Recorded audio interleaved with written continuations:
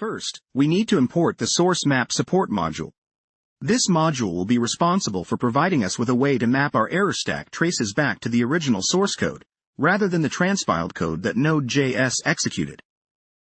After importing the module, we call the install method on it. This method enables the source map support within our Node.js application.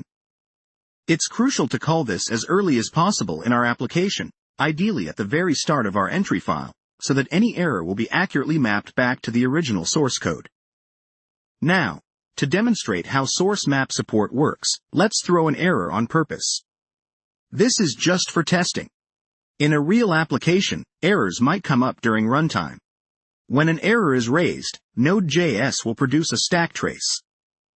Normally, when using tools like Babel or Webpack, the error stack trace would reference the transpiled code, which can be hard to read and debug.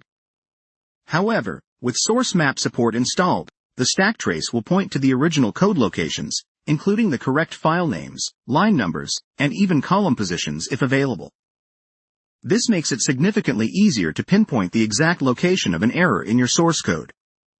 Therefore, enabling source map support in your Node.js applications, especially those which are heavily transpiled or bundled, is a good practice for efficient debugging.